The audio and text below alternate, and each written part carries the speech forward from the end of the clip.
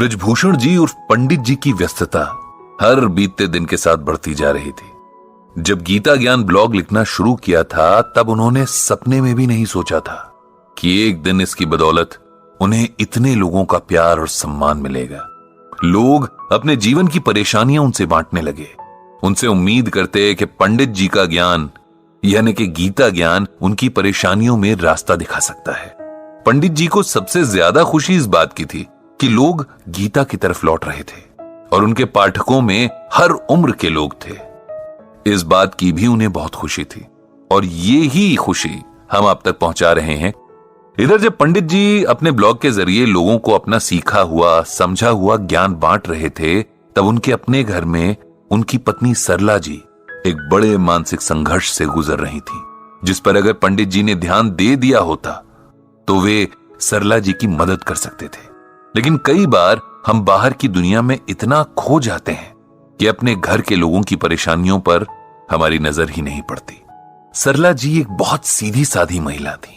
उनका सारा जीवन परिवार की देखभाल करते बीता था। पति और बच्चों, रिश्ते नातों का ख्याल रखने में उन्होंने कभी ना अपने बारे में सोचा ना अपना ख्याल रखा।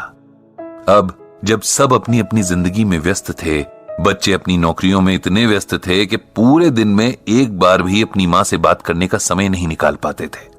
पति अपनी अलग दुनिया में व्यस्त थे, जहां उनके दोस्त थे, इंटरनेट ब्लॉग था, लोग थे और उनकी समस्याएं थी। नहीं थी तो बस सरला जी से इत्मीनान से बात करने की फुर्सत। इंसान का मन भी बड़ी अजीब चीज होती है।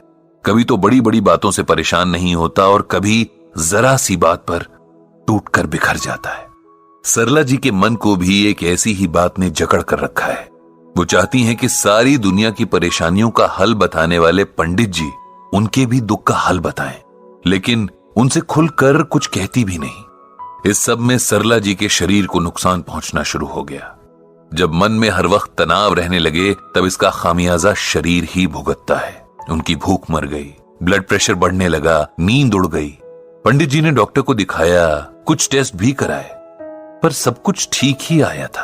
अब डॉक्टर ने पंडित जी से कहा, लगता है कोई मानसिक तनाव है जो शरीर में ये लक्षण दिख रहे हैं। आप या तो खुद बात कीजिए या किसी मानसिक रोग विशेषज्ञ को इन्हें दिखाइए। पंडित जी बहुत हैरान थे। जीवन में प्रभु कृपा से सब ठीक ही चल रहा था। ऐसी कोई बात तो उनकी जानकारी में नहीं थी जो सरला जी को इस हद तक परेशान करती कि वे बीमार रहने लगे। उन्होंने मन में सोचा कि घर जाकर पहले खुद ही सरला जी से बात करेंगे। क्या सच में कोई तनाव है जो इस हद तक बढ़ गया है और उन्हें खबर तक न लगी? घर जाकर उन्होंने सबसे पहला काम किया कि सरला जी का हाथ पकड़कर उन्हें बिठाया और बड़े स्नेह से पूछा, क्या तुम्हें कोई दुख है सरला? किसी की कोई बात जो तुम्हारे दिल को लगी है? मेरा कोई व्यवहार तुम्हें बुरा लगा या कुछ भी ऐसा हुआ है जिसने तुम्हें परेशान किया है? पता नहीं पति के स्नेह भरे शब्दों का असर था या उनकी आंखों में अपने प्रति झलकती चिंता को देखकर सरला जी के मन का बांध जैसे टूट गया। उनकी आंखों में जो आंसू निकलने शुरू हुए तो लगा आज पूरे घर को डुबो कर ही रुकेंगे। पंडित जी ने सरला जी को रोका नहीं, रोने दिया, लेकिन मन ही मन उन्हें खुद पर बहुत गुस्सा भी आया कि सारी जिंदगी उनके साथ हर सुख दुख में खड़ी रहने वाली, उनकी हंसी हंसने वाली, उनके आंसू रोने वाली पत्नी जाने किस कष्ट में है और उन्हें पता तक नहीं। इससे बड़ी शर्म की बात क्या होगी कि अनजान लोगों को उनके दुखों का हल बताने वाले पंडित जी को अपनी पत्नी के दुख की भनक तक नहीं है। खूब रोकर जब सरला जी शांत हुई तब पंडित जी ने फिर से पूछा कि आपके आंसुओं की वजह क्या है? तब बड़े संकोच के साथ सरला जी ने कहा, मुझे लगता है कि मेरा जीवन व्यर्थ ही गया। न मैंने ऐसा कुछ किया कि इंसान मुझे याद रखें और न ही कुछ ऐसा कि भगवान मुझसे प्रेम करें। न कोई पूजा पाठ, न दान धर्म, न किसी की मदद, न कोई भलाई ही की। मनुष्य जन्म लेकर भी बेकार ही जाने दिया इसे। मुझे लगता है मुझ जैसा बेकार जीवन किसी ने नहीं जिया। मेरी प्यारी सरला, मुझे दुख है कि तुम ऐसा सोचती हो। तुम्हें लगता है कि तुमने जीवन व्यर्थ जिया। अगर ऐसा है तो इस धरती पर सभी का जीवन व्यर्थ ही है। तुम नहीं जानती कि तुमने कितना सेल्फलेस जीवन जिया है। याद करो वो दिन जब तुम मेरे जीवन में आई थी। कितनी छोटी उम्र थी तुम्हारी, लेकिन तुमने कितने आत्मविश्वास के साथ एक नए जीवन को अपना लिया था। अपने स्वभाव और सेवा भाव से तुमने कितनी जल्दी मेरे परिवार के हर सदस्य का दिल जीत लिया था। तुमने हमेशा दूसरों के सुख की फिक्र की, दूसरों की खुशी में खुश हुई और कभी अपने प्रेम के बदले कुछ नहीं चाहा। ये तुम्हारी बदौलत है सरला कि आज मैं और मेरे बच्चे एक अच्छी जिंदगी जी रहे हैं। ये सब तुम्हारी मौन साधना का फल है। लोगों को गीता का ज्ञान मैं देता हूं, लेकिन सही मायने में गीता ज्ञान को तुमने जिया है।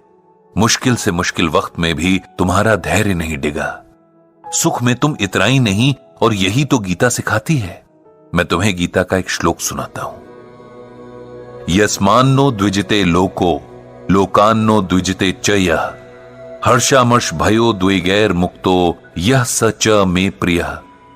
ये श्लोक गीता के 12वें अध्याय में है और इसमें भगवान श्री कृष्ण अर्जुन से कह रहे हैं कि हे अर्जुन, जिससे किसी को कष्ट नहीं पहुंचता तथा जो अन्य किसी के द्वारा विचलित नहीं होता, जो सुख दुख में, भय तथा चिंता में समभाव रहता है, वो मुझे अत्यंत प्रिय है। हम सबको लगता है कि इस दुनिया में आकर उसी का जीवन सफल हुआ जिसने खूब सारा धन कमाया या खूब मान सम्मान कमाया, जिसके पास बहुत सुख सुविधाएं हैं या जिसे लाखों करोड़ों लोग जानते हैं। हम सोचते हैं कि ईश्वर को वही भक्त याद रहता है जो बहुत सारा दान करता है या रोज व्रत उपवास रखता है या नंगे पैर मीलों दूर की तीर्थ यात्राएं करता है। लेकिन गीता में स्वयं भगवान श्री कृष्ण ने हमें बताया है कि उन्हें किस तरह के लोग प्रिय हैं। सबसे पहले जो किसी को कष्ट नहीं पहुंचाते। कष्ट पहुंचाने का अर्थ किसी को मारना ही नहीं होता। अपनी बातों और विचारों से भी हम किसी का दिल दुखा सकते हैं। अपने कर्मों के जरिए भी हम किसी का बुरा कर सकते हैं। इसीलिए जो किसी भी तरह मन, वचन या कर्म से किसी को कष्ट नहीं पहुंचाता, ऐसा व्यक्ति मुझे यानी भगवान को प्रिय है। जो अन्य किसी के द्वारा डिस्टर्ब नहीं होता। मतलब अगर किसी ने जाने अनजाने आपका दिल दुखाने वाला काम कर दिया या कोई बात कह दी, लेकिन आपने इसका बुरा नहीं माना, उस व्यक्ति के प्रति कोई बुरा भाव मन में नहीं लाए, तो आप मुझे यानी भगवान को प्रिय लगोगे। सुख दुख, भय और चिंता में जो एक जैसी मेंटल स्टेट में रहे, न सुख में उछले न दुख में डूबने लगे, ऐसा व्यक्ति भी मुझे बहुत प्रिय होता है। तो सरला, अब बताओ, क्या इसमें कहीं ये बात है जो तुम्हें लगे कि तुम ईश्वर की प्रिय नहीं हो? तुमने तो हमेशा गीता में भगवान की कही इन कंडीशंस का पालन किया है, इसलिए तुम्हारा जीवन कैसे व्यर्थ हुआ? तुम्हारा जीवन तो हम सबसे ज्यादा सफल है, क्योंकि ये तुम्हारे नाम की ही तरह सरल है। इसमें किसी किस्म का छल कपट नहीं है। इसीलिए अपने मन से सारे डर और सारी हीन भावना निकाल दो। पंडित जी की बातों ने सरला जी के मन से संशय के सारे बादल हटा दिए। वो अब संतुष्ट थीं। उनके प्रश्नों के जवाब उन्हें मिल चुके थे, लेकिन पंडित जी खुश नहीं थे। उन्हें गिल्ट ने घेर लिया था। अचानक उन्हें लगने लगा कि उन्हें अपने गीता ज्ञान का अहंकार हो चला था, जिसकी वजह से उन्होंने अपनी पत्नी के मन में पल रहे दुख को महसूस तक नहीं किया। गीता तो अपने आप की खोज करना सिखाती है, अपने हर भाव को महसूस करके सही गलत की पहचान करना सिखाती है। फिर पंडित जी से इतनी बड़ी गलती कैसे होती रही कि जो उनके अस्तित्व का आधा हिस्सा है, उनकी जीवन संगिनी है, वो उनके होते हुए भी अकेले ही अपने मन में अपने प्रति हीन भावना का दंश लेकर जीती रही। उनसे गलती तो हुई है और उसके सुधार के लिए भी उन्हें गीता से ही सहायता मिलेगी। कहीं न कहीं किसी न किसी श्लोक में ऐसा कुछ जरूर होगा जो उनके मन से इस बोझ को उतार कर इस भूल के सुधार की राह बताएगा। ये सोचकर पंडित जी ने अपनी श्रीमद् भागवत गीता खोल ली और मन ही मन भगवान श्री कृष्ण से अनुरोध किया कि हमेशा की तरह उन्हें सही राह दिखाएं। पंडित जी उम्र के उस पड़ाव पर पहुंच गए हैं जहां से पीछे मुड़कर देखने पर यादों और अनुभवों के ऊंचे ऊंचे टीले नजर आते हैं। गुजरे हुए अनगिनत वसंत और पतझड़ नजर आते हैं। अपनी गलतियां समझ आती हैं तो बहुत सारे पलों की मीठी यादें गुदगुदाती भी हैं। अब पंडित जी सोचते हैं कि अगर वक्त रहते जिंदगी की समझ और जीने का सलीका आ गया होता तो शायद और बेहतर तरीके से जी लेते। लेकिन जो बीत गया उसका क्या कर सकते हैं। अब तो जो और जितना बचा है उसी को संभाल के सही से रख लें तो सुकून से आंखें बंद कर पाएंगे। इधर उनके ब्लॉग के जरिए कई तरह के लोग उनसे जुड़ रहे हैं। कई दूसरे ब्लॉगर्स भी संपर्क में आने लगे हैं जो बिल्कुल अलग विषयों पर लिखते हैं। पंडित जी को नए नए लोगों से ये जुड़ाव और उनके जरिए मिलने वाली जानकारियां काफी भा रही हैं। उनके मित्र ब्लॉगर्स ने एक योजना बनाई कि क्यों ना सभी लोग वास्तविक दुनिया में भी मिलें, एक दूसरे से परिचित हों, क्योंकि अभी तक वे सिर्फ एक दूसरे को इंटरनेट से ही जानते थे। लगभग सभी को यह विचार बहुत पसंद आया। तय हुआ कि एक खास दिन पर एक शहर तय करके सब वहां पहुंचेंगे और एक मिलन समारोह किया जाएगा। पंडित जी भी इस कार्यक्रम में पत्नी के साथ शिरकत करने के लिए बहुत उत्साहित थे। उनके शहर से एक युवा ब्लॉगर भी थे जिन्हें इस कार्यक्रम के लिए निमंत्रण मिला था और वे पंडित जी के साथ ही ट्रेन से इस कार्यक्रम के लिए जाने वाले थे। जब पंडित जी इस महाशय से रेलवे स्टेशन पर मिले तो उन्होंने बड़ी गर्मजोशी से पंडित जी का अभिवादन किया। इस युवक का नाम रोहित था। पंडित जी और उनकी पत्नी को भी इस जोशीले लेकिन सभ्य युवा से मिलकर खुशी हुई। ट्रेन में बैठते ही जो रोहित की बातें शुरू हुई तो सीधे कार्यक्रम स्थल पर पहुंचकर ही खत्म हुई। इन बातों में उसकी अब तक की जीवन कथा से लेकर उसकी अब तक की तमाम उपलब्धियों की दास्तान भी थी। रोहित ने अपनी कहानी कुछ इस तरह से सुनाई। रोहित का जन्म एक मध्यम वर्गीय परिवार में हुआ था, जहां बहुत तंगी तो नहीं थी लेकिन हर खर्च बहुत सोच समझकर होता था। बकौल रोहित वो पढ़ाई में बहुत तेज था और छोटी उम्र से ही ट्यूशन पढ़ाने लगा था। उसका कहना था कि उसने अपनी पढ़ाई का खर्च एक उम्र के बाद खुद ही उठाया था। फिर उसने स्कूल से निकलकर पढ़ाई छोड़ दी क्योंकि उसे लगता था कि कॉलेज की पढ़ाई इंसान को सिर्फ किताबी ज्ञान दे सकती है, जिंदगी जीने का हुनर नहीं सिखाती। इसीलिए उसने छोटी छोटी नौकरियां करना शुरू किया और दुनिया में जीने के तौर तरीके सीखने लगा। रोहित ने बताया कि उसने कम वक्त में ही खूब पैसे कमा लिए थे और उसके घर में उसकी वजह से वो खुशहाली आ गई जिसके सपने वो लोग हमेशा देखते आ रहे थे। फिर रोहित ने बताया कि उसने नए हुनर सीखे, 2 विदेशी भाषाएं सीखी और भी बहुत कुछ सीखा। फिर उसने जब इंटरनेट की दुनिया में कदम रखा तो यहां भी अपनी पहचान बहुत जल्द बना ली। उसे इस बात का बड़ा गर्व था कि इस कार्यक्रम में भी वो सबसे कम उम्र है। रोहित की बातों में बस अपना ही जिक्र था। पूरे रास्ते ना तो उसने पंडित जी से उनके बारे में पूछा न उनके काम के बारे में। मिलन समारोह बहुत अच्छा आयोजित किया गया था। देश के लगभग हर हिस्से से ब्लॉगर्स आए थे। एक दूसरे से जान पहचान बनाने में ही पहला दिन निकल गया था।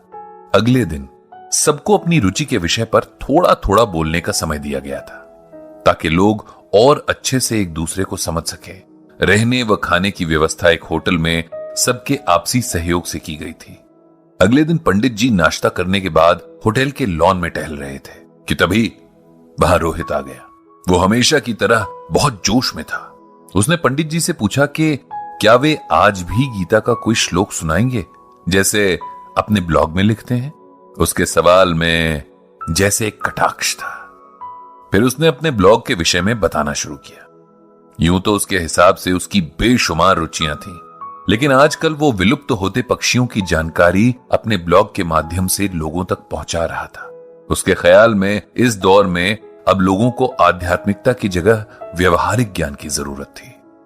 पंडित जी ये सब सुनकर बस मुस्कुराते रहे क्योंकि उन्हें एक बात समझ में आ गई थी कि रोहित को अपनी नासमझी की वजह से अहंकार हो गया है।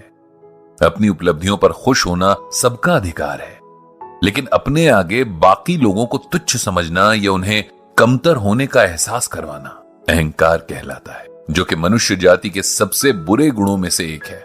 इसीलिए पंडित जी को लगा कि रोहित को इसका एहसास करवाया जाना जरूरी है ताकि वो समय रहते इस अवगुण के जाल से बाहर निकल सके और अपनी प्रतिभा का सही उपयोग कर सके। कार्यक्रम शुरू हुआ और हर वक्ता के पास बोलने को कुछ बेहतरीन था। किसी के पास गांव देहात के किस्से तो किसी के पास किताबों की दुनिया की जानकारी, कोई कानून का ज्ञाता तो कोई कवि, किसी के पास दुनिया घूमने के अनूठे अनुभव तो किसी के पास इतिहास की गहरी जानकारी।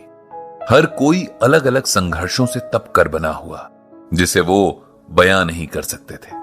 लेकिन सब जानते थे कि बिना जीवन के उतार चढ़ाव देखे लोग इतने अनुभव नहीं समेट सकते। इसी तरह पंडित जी की भी बारी आ गई। जीवन में कम ही मौके आए थे जब पंडित जी ने किसी मंच से लोगों को संबोधित किया था। दोस्तों की महफिलों में बात करना या ब्लॉग लिखना एक अलग बात थी।